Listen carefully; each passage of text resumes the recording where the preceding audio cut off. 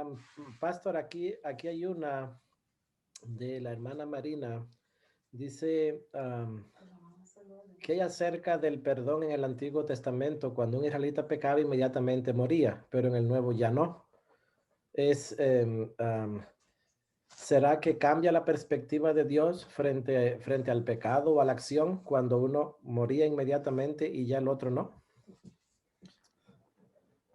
Em, Esa es una pregunta muy interesante.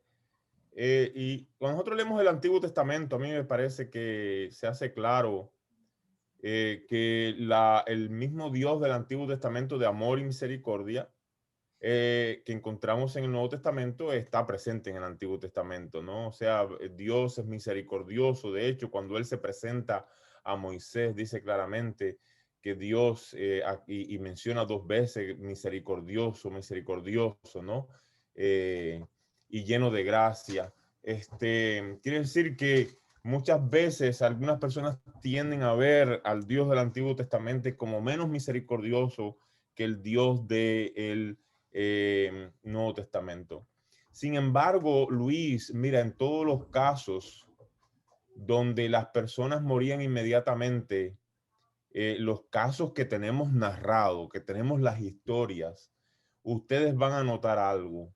En todos los casos, Dios les había advertido a esas personas, les había advertido una y otra vez no ir en ese camino. O sea, Dios le había advertido no hacer lo que ellos querían hacer. O sea, ellos habían tenido la advertencia de Dios, la oportunidad de cambio, la oportunidad de ir por otro camino y, como decíamos anoche, debido a la persistencia, ellos llegan a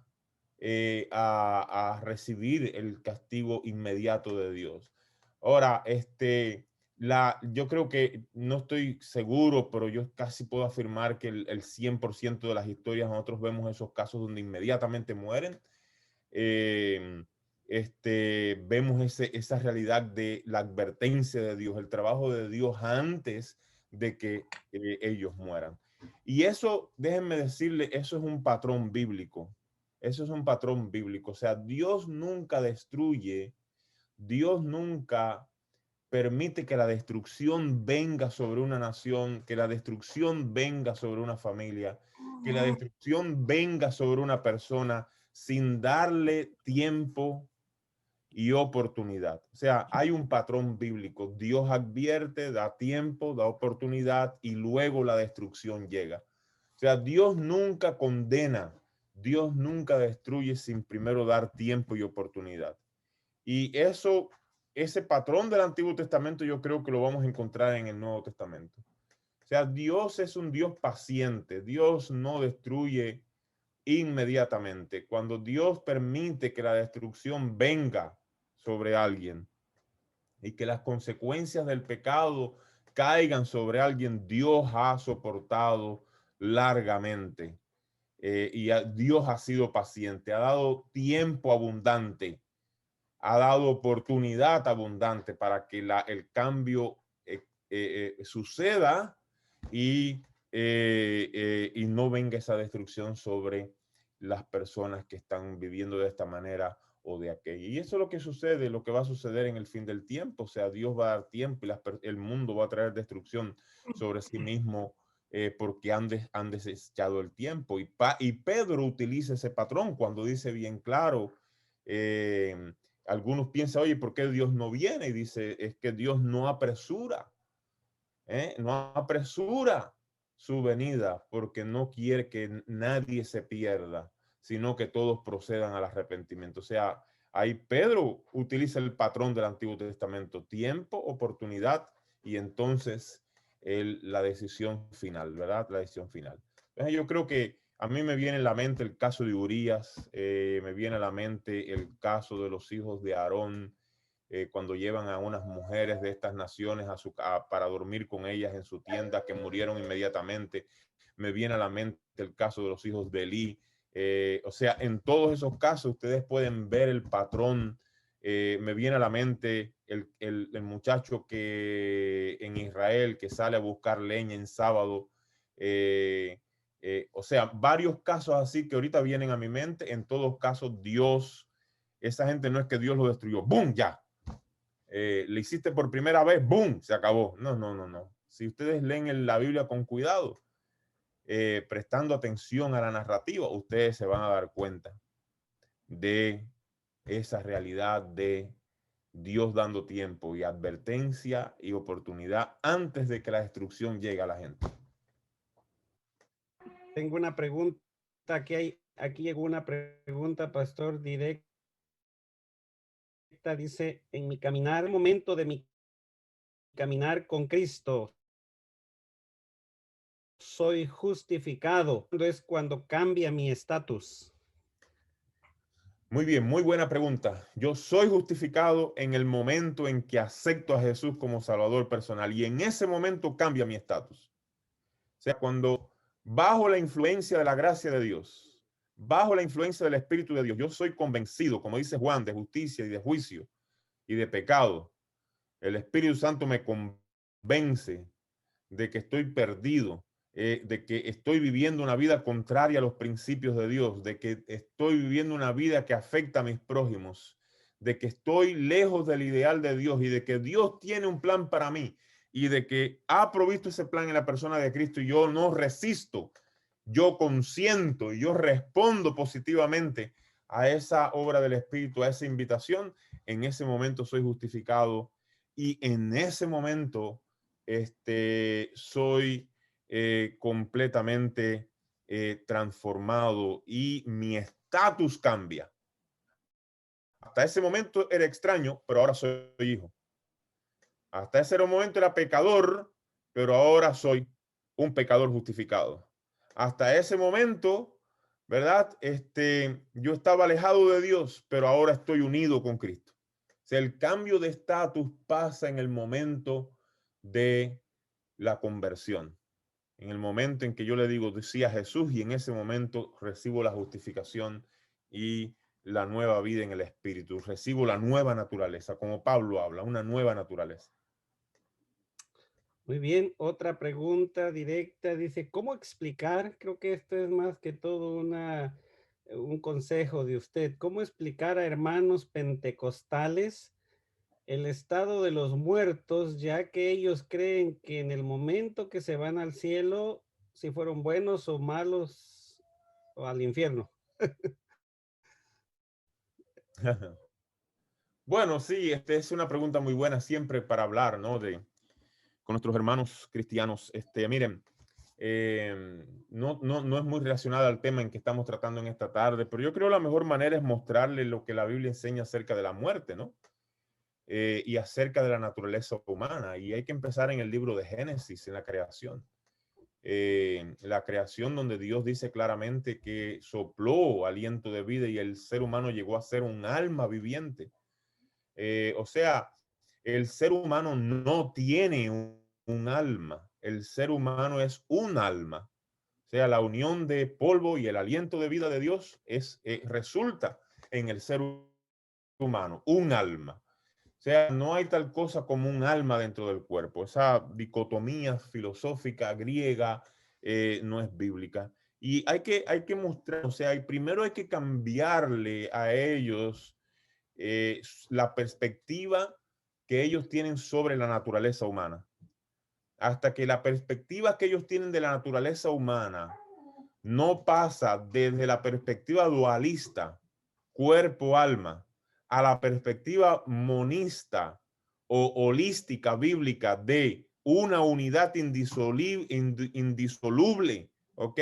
De cuerpo y espíritu, o materia y espíritu, o polvo y aire, no podemos convencer de que en la hora de la muerte no hay tal cosa como un alma regresando a Dios o para disfrutar el cielo o yendo al infierno, ¿no?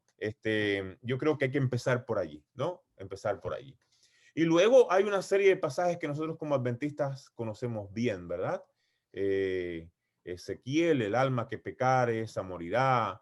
Jesús, no teman a los que pueden destruir el cuerpo, sino al que puede matar el alma en el infierno. O sea, evidentemente aquí Jesús y Ezequiel están refiriéndose al todo, al ser humano, el que puede destruir todo el cuerpo, ¿verdad? El que puede destruir todo el ser. A ese tienen que temerle. O sea, no hay ninguna indicación en la Biblia que hable de tal cosa como un alma inmortal o como una vida después de la muerte fuera del cuerpo, ¿ok? O sea, no hay tal cosa. La Biblia y el Nuevo Testamento habla de la resurrección del cuerpo, no habla de la inmortalidad del alma. Así que yo el consejo que le daría es que ustedes empiecen por cambiar la visión de qué cosa es el ser humano, usando ego tratar qué sucede a la hora de la muerte.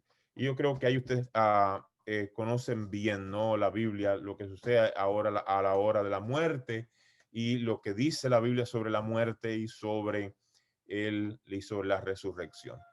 Muy bien, la última pregunta, pastor, que dijeron acá directa es, ¿la naturaleza pecaminosa será destruida de este cuerpo, me imagino que a la muerte, o cuando Cristo venga y tengamos el cuerpo inmortal?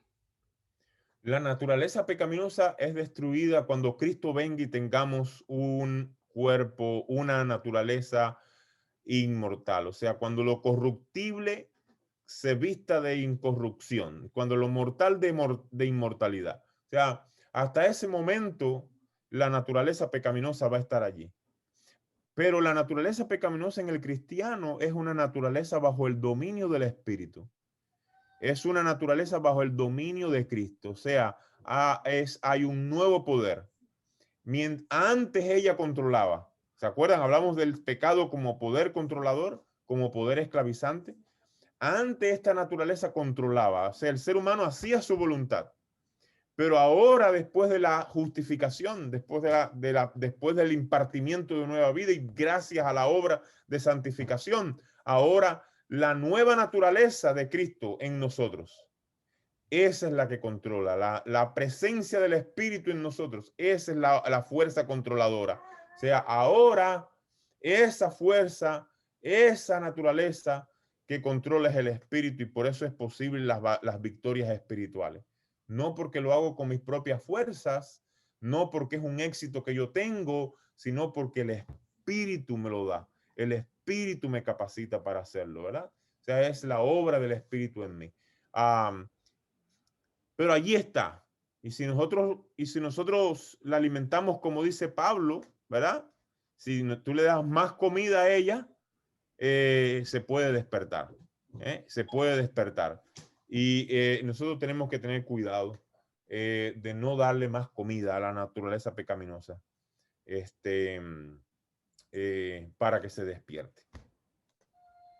Ok. Estas eran preguntas directas, pastor. Entonces, hay otras preguntas, pastor Cabrera, ahí en el chat. No sé, o si hay alguien más que haya o que tenga alguna pregunta. Aquí hay una pregunta, pastor. ¿Nos puede dar un ejemplo de cuando una persona es santificada?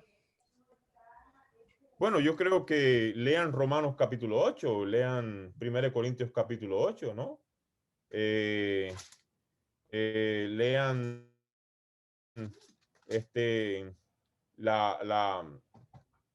los diferentes, miren, al final de cada carta paulina, yo voy a decir, ustedes van a ver allí. O sea, una persona, yo creo que una persona, santificada es una persona que permanece en Cristo y que está creciendo en Cristo y que muestra amor por sus hermanos y por sus hermanas, ¿ok? Ese es el gran amor, la gran realidad. O sea, en nuestra iglesia, miren, nosotros tenemos socialmente, debido a las presiones sociales, nosotros tenemos una jerarquía de pecados más malos, pecados más buenos, ¿no? O sea, este pecado es horrible. Nosotros decimos, adulterio, robo, homosexualidad, aborto. Qué pecados tan malos eso. Pero yo no veo que nosotros le damos ninguna importancia muchas veces a los mentirosos, a los orgullosos, a los chismosos, a toda esa serie de cosas que son realidad en muchas veces, inclusive en la comunidad cristiana. O sea, yo nunca he escuchado en toda mi experiencia como pastor, yo jamás he escuchado, y quizás tú sí, Luis, y el pastor Jaime, y ustedes hermanos, pero yo lo digo en mi experiencia, yo nunca he escuchado que nosotros hayamos disciplinado un chismoso. Nunca, yo nunca he escuchado eso. Nunca en la vida. Si nosotros vamos a disciplinar chismoso en la iglesia, mira, ahí se quedan pocos, ¿no? Pero ¿por qué motivo? Porque nosotros tenemos unas pesas para que viene de la tradición cristiana.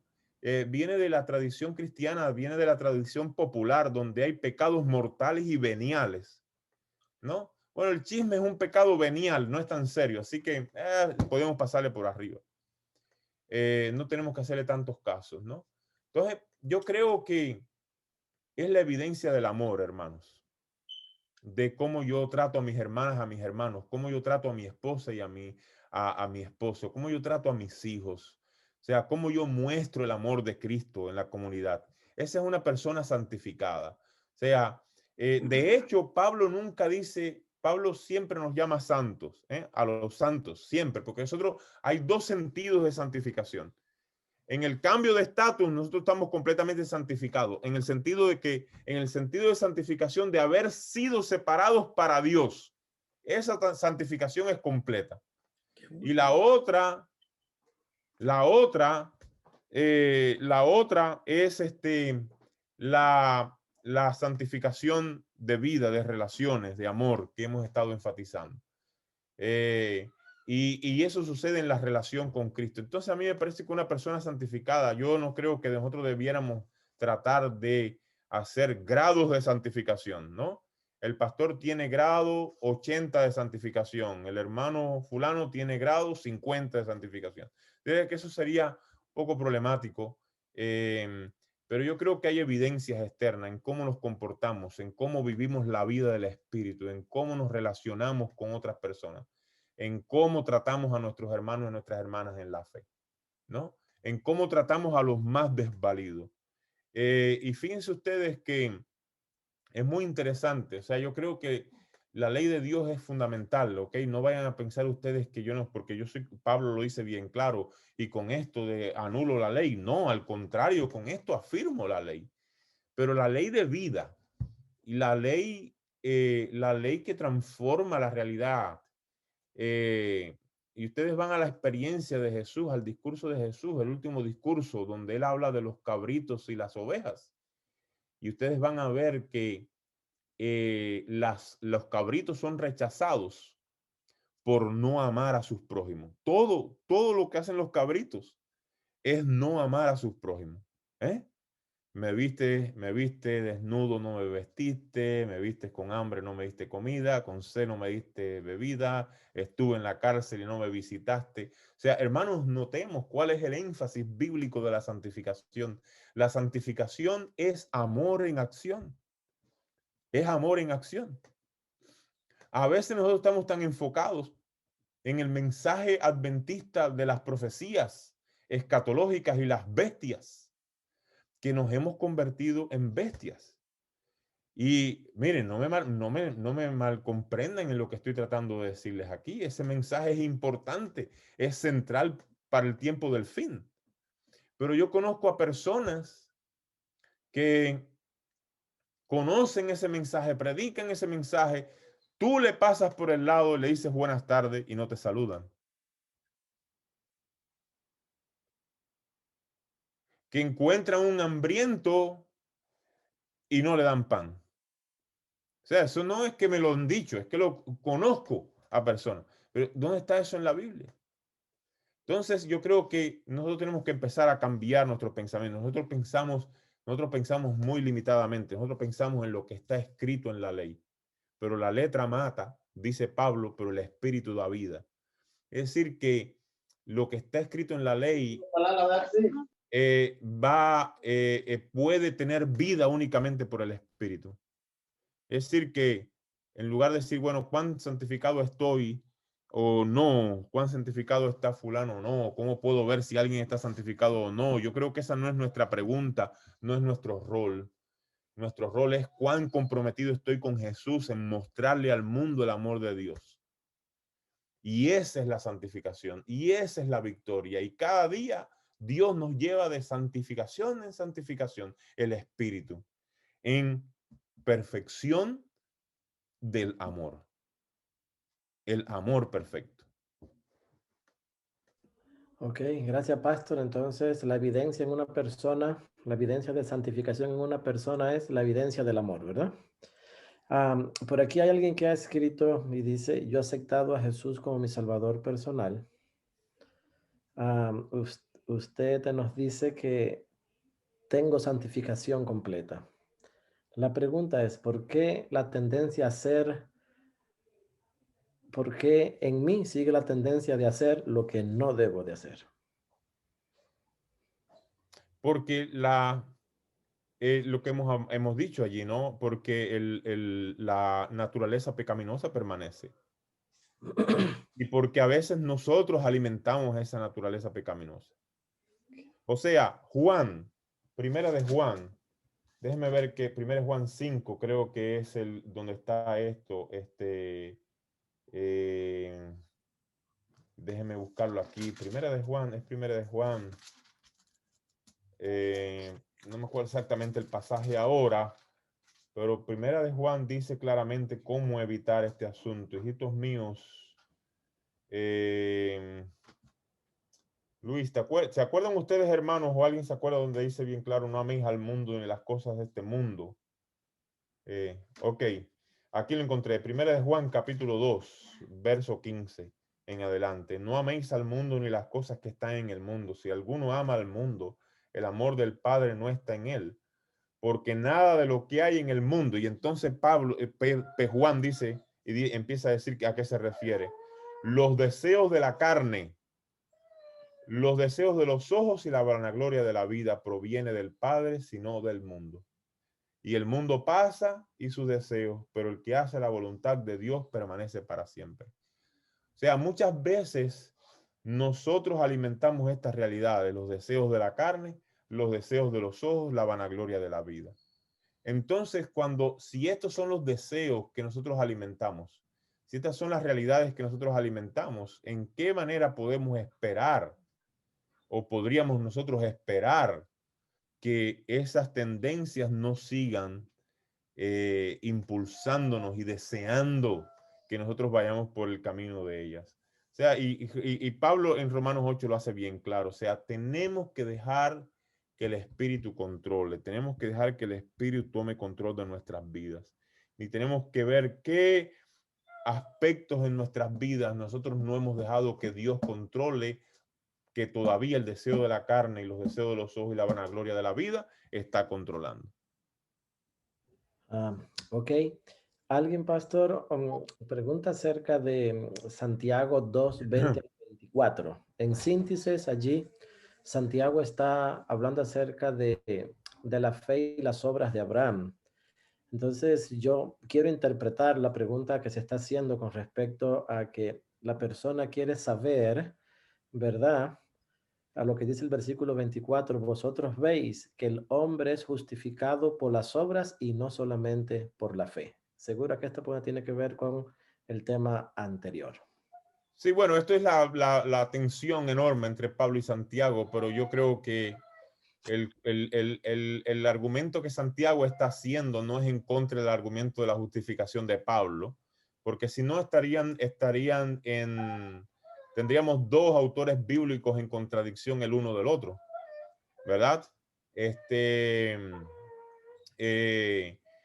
Y a mí me parece que Santiago está simplemente mostrando específicamente lo que hemos estado viniendo, lo que hemos estado diciendo. O sea, la justificación va a resultar naturalmente en un cambio de vida. ¿Ok? Eso, yo creo que eso no, nadie lo niega. No hay nadie en el cristianismo que niegue esa realidad. O sea, la santificación de vida, la justificación, el cambio de estatus va a resultar necesariamente el haber sido vestido con el Espíritu, necesariamente va a resultar en el quehacer cristiano, en la vida cristiana. O sea, es imposible que he sido justificado, estoy en unión con Cristo, pero todavía soy un adúltero. O sea, no coordina, pero yo no soy adúltero. Yo no soy adúltero porque estoy cumpliendo la ley. No, yo no soy adúltero porque he sido transformado por la gracia de Dios. No es algo que yo he hecho, es algo que Dios ha hecho en mí. Y es algo que surge naturalmente como fruto, no porque yo me estoy esforzando para no ser adúltero o ladrón o lo que sea, sino porque naturalmente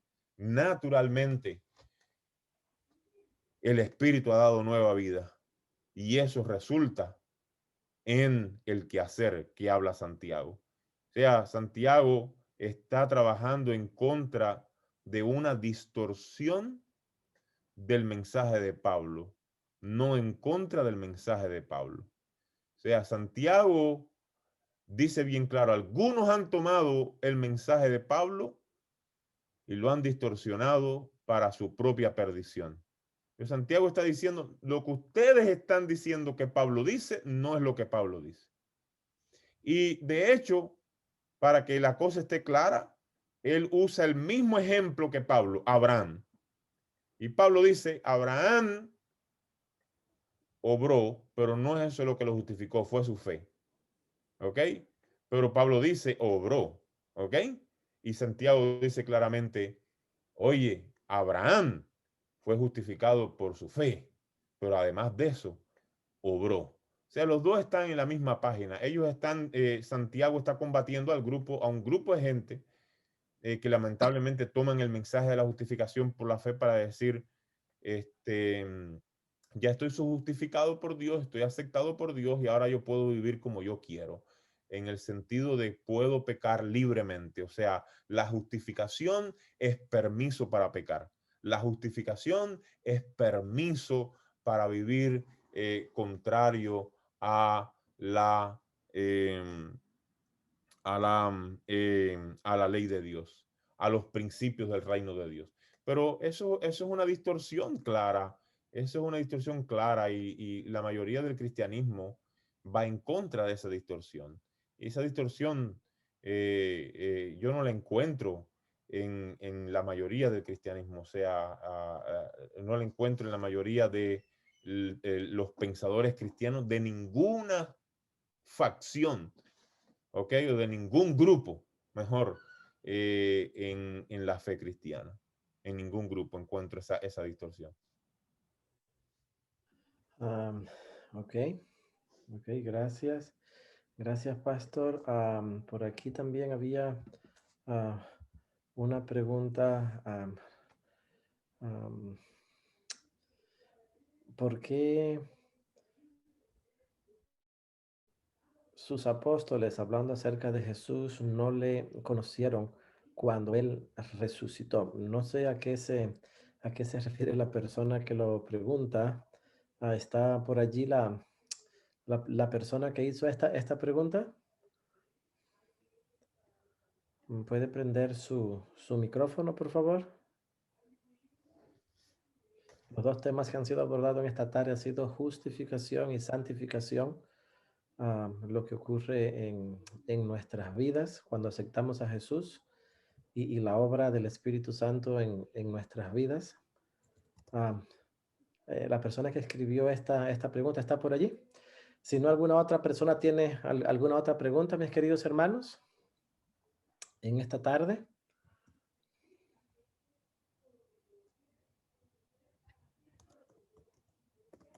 Hermanos, pueden prender su micrófono, por favor. Este es el momento de las preguntas.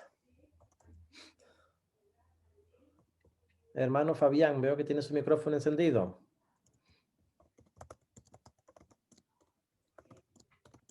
Sí, bueno, no tengo una pregunta. Bueno, sí tengo una pregunta, pero no tiene que ver con el tema de esto. No, pero qué bueno que el pastor Hernández nos está ilustrando, ¿no? Porque uno aprende, si tiene dudas, confusiones. Porque como dijo el mío pastor Hernández, que la, los latinos, y eso no sé, que estaba pensando el pastor, si uno como latino trae una cultura eh, de tradiciones, porque así no lo oímos, no lo enseñaron, y a veces uno tiene unos conceptos un poco erróneos en cuanto a la palabra de Dios, ¿no? Pero qué bueno que tenemos este seminario y así podemos disipar dudas y entender lo que realmente es, ¿no? Como lo último que está hablando, o sea, y realmente las obras son necesarias, pero no es para que yo me sea salvo, porque como decía el doctor, en el plan de salvación el hombre no tiene nada que hacer, pero el plan de salvación fue hecho por causa del sábado, ¿no? Así lo entiendo yo.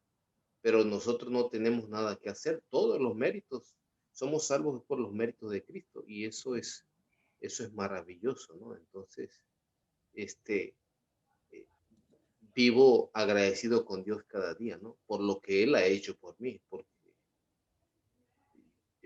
yo, nada bueno en mí, dice la palabra de Dios. Ok, hermano Fabián, ¿alguien más, hermanos, tiene alguna pregunta? ¿Alguien más?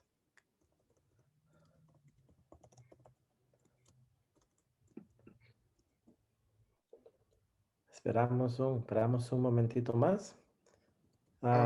Pastor Sí. Luis, la mía no es pregunta, solo darle gracias por la invitación a este seminario y también gracias al pastor Arner Hernández. Ha sido de gran bendición para mí, he aprendido mucho. Muchas gracias, Dios les bendiga. Ok, hermano. Gracias a ustedes. Ha sido un privilegio estar con ustedes y participar y espero que aunque sea un poquito, tal vez no tan significativamente, haya podido arrojar alguna luz y alguna nueva perspectiva a cómo ustedes entienden, leen la Biblia y sobre todo a cómo podemos gozar juntos, ¿no? de la obra salvífica de nuestro Dios. La hermana Blanca dice, que su pregunta estaba allí. El pastor Jaime, ¿usted hizo la pregunta de la hermana Blanca? Parece que dice que Jesús dijo que el espíritu, la verdad, está dispuesto, pero no veo una pregunta. Hermana Blanca, ¿usted está allí con nosotros? Sí, no, no, ese era solamente un comentario, pero mi pregunta era que cómo entender las palabras que Jesús nos dijo en Mateo 12:37. Por las palabras seremos justificados, no, por nuestras palabras seremos condenados. Sí, o sea, a mí me parece exactamente, está en el mismo paradigma que hemos estado discutiendo, ¿no? Miren, yo no soy salvo por ninguna obra buena que yo haya hecho. Yo soy salvo por depositar fe en Jesús y en su gracia, por haber aceptado a Jesús como mi salvador personal, como mi intercesor, y porque Dios en su magnífica misericordia me ha acreditado la justicia de Cristo. Amén. Una persona no se va a perder porque haya hecho obras malas, porque haya hecho obras pecaminosas, porque haya violado la ley de Dios. Una persona se va a perder porque ha rechazado a Jesús como Salvador personal, ha rechazado la justicia de Jesús en su vida y ha rechazado la provisión misericordiosa y de gracia que Dios ha hecho en la persona de su Hijo. O sea, yo y ustedes vivimos una vida cristiana porque es el fruto de la justificación obtenida en Jesús. las personas viven una vida no cristiana y una vida de maldad porque es el fruto de haber rechazado a Jesús. O sea, es el mismo asunto. ¿Ok? O sea, al final, lo que hacemos va a mostrar esa premisa principal. O sea, va a mostrar cuál ha sido nuestra relación con Cristo Jesús. Gracias. Y lo hemos aceptado o lo hemos rechazado. Entonces, oye, tus palabras muestran que tú no has aceptado a Jesús como tu Salvador. O mira, tus palabras muestran que tú aceptaste a Jesús como tu Salvador. Y eso es lo que va a, eso es lo que va a ser la evidencia, ¿verdad? La evidencia. ¿Por qué? Porque Dios sabe, pero esa evidencia es para el universo, Porque Dios sabe quién le ha aceptado sinceramente y Dios sabe quién no le ha aceptado. Pero los seres del universo no saben eso. Así que Dios tiene que mostrarle la evidencia, el fruto. O sea, Dios no puede decir, miren, Agner es un árbol de manzana. Y la gente va a decir, óyeme, Dios, pero espérate, yo me acerco al árbol de Agner, que tú dices que es un árbol, Agner es un árbol de manzana, y lo que yo encuentro realmente en los frutos de este árbol es marañón. ¿Cómo es eso? O sea, no puede ser un árbol de manzana este. Dios va a decir, miren el fruto de cada árbol. Aquí está la evidencia. El fruto va a evidenciar la decisión tomada en Cristo Jesús, en aceptarlo o rechazarle. Pero el fruto no es lo que te está dando la salvación. O el fruto no es lo que te está condenando. El fruto es la evidencia externa de lo que ha sucedido internamente. Es la evidencia para el universo de lo que Dios conoce en su mente, en su corazón, porque Él lo sabe todo. Entonces, Dios presenta esa evidencia externa. Por sus frutos los conoceréis. Ahí Jesús lo dice bien claro. Sus frutos los conoceréis. ¿Quién produce fruto? El árbol que ha sido justificado, transformado por el Espíritu, que ha sido santificado y renovado por el Espíritu. El que ha abierto su corazón al Espíritu, allí están los buenos frutos. Mira la evidencia de que esto ha pasado.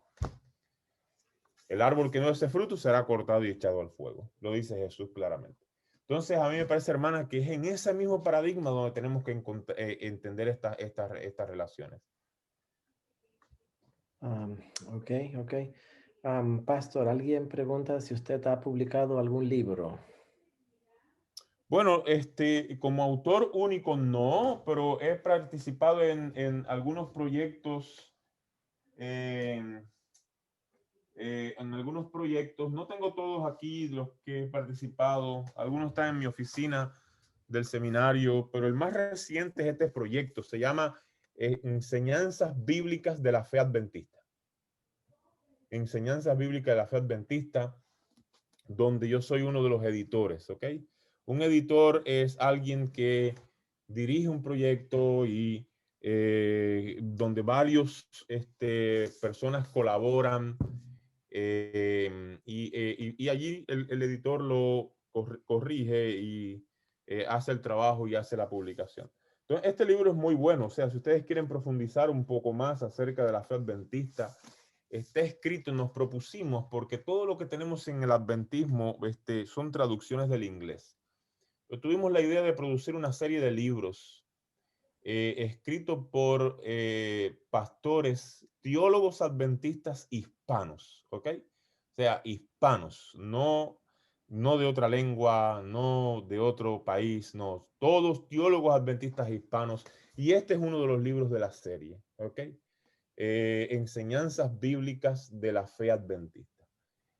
Otro libro de esta serie, donde yo tengo acá, es este libro, Vidas y Enseñanza de Jesús. O sea, si ustedes quieren saber más acerca de Jesús, su vida, su nacimiento, sus obras, su infancia, su familia, su misión,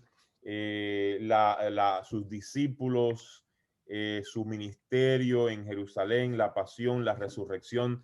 Este libro ustedes pueden comprarlo, ¿verdad? Y el tercer libro de esta serie que hemos estado preparando solo por teólogos hispanos se llama Testificación Personal, por el doctor Ricardo Norton. También, o sea, un manual de cómo dar estudios bíblicos, cómo aproximarnos a personas y demás. O sea, todos estos libros ustedes están disponibles en Amazon. Quizás esta es la última semana que estén disponibles en Amazon porque hemos hecho un contrato. Los publicamos independientemente como Andrews University, pero como nosotros no podemos llegar a Latinoamérica fácilmente, que es donde hay mayor cantidad de hablantes en español, ¿no? Claro, Estados Unidos tiene 50 millones de gente que habla en español. Hemos hecho un contrato con la Inter-American Division y ellos van a publicar estos libros, van a republicarlos dentro de poco, pero y cuando ya terminemos de firmar el contrato vamos a tener que quitar esta publicación de Amazon, pero yo creo que en esta semana todavía ustedes pueden comprarlos en Amazon, esta serie. Otro libro que pueden conseguir en México, en Estados Unidos no van a poderlo conseguir, que yo he editado también, es un libro sobre el LNG de Huay. ¿Por qué creemos en el LNG de Huay y el don profético? Es una buena contribución. También mayormente fue escrito en español originalmente, mayormente por teólogos hispanos, aunque ahí hay también sí hay algunos teólogos norteamericanos. En ese libro que hemos publicado en México. Así que si ustedes tienen algún contacto en México, ustedes están cerca de México con Gema Editores, ustedes pueden conseguir ese libro también. Y otro libro que fue sobre la Reforma Protestante, una celebración de la Reforma Protestante, que fue publicado en Perú, pero yo creo que de ese libro no hay copias, todas las copias se vendieron y no ha sido republicado. Pastor, aprovechando que está usted allí, ahorita que mencionó yo siempre he querido traer al doctor Quispe para el espíritu de profecía, pero como usted también tiene ese don, vamos a platicar con nuestras iglesias y tal vez usted, así como lo tuvo ahora, tener un seminario sobre el espíritu de profecía. ¿Qué necesitamos hacer para poderlo conseguir? Sí, doctor? bueno, nos podemos poner de acuerdo. O sea, mi agenda está bastante llena siempre, ¿no? Yo creo que esto lo coordinamos con Luis hace como un año y algo. Sí. Dijimos, mira, hasta febrero del 2021. Así que, pastor, si usted me contacta, podemos buscar un tiempo en nuestra agenda y lo hacemos con mucho gusto, ¿eh? Perfecto. Hermanos, si no tienen alguna otra pregunta, entonces le damos muchas gracias al pastor Abner. Gracias, pastor, por estar con nosotros. Gracias por la presentación de la palabra. Yo sé que para algunos, por ejemplo, el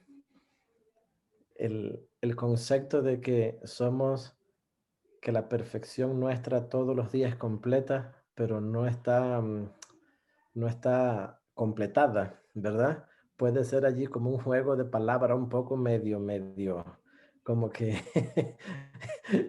como que no entiende mucho. Yo recordaba las clases de teología sistemática y clases que he recibido con usted de otro concepto parecido del ya, pero aún todavía no, como en cuanto a la venida del Señor Jesús, ¿verdad? Ese es algo inmediato. Jesús puede venir ya, pero todavía no, ¿no?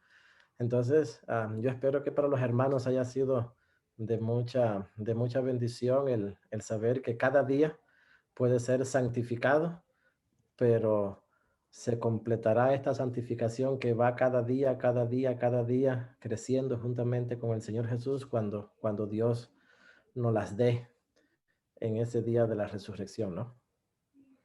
Sí, yo creo que en ese momento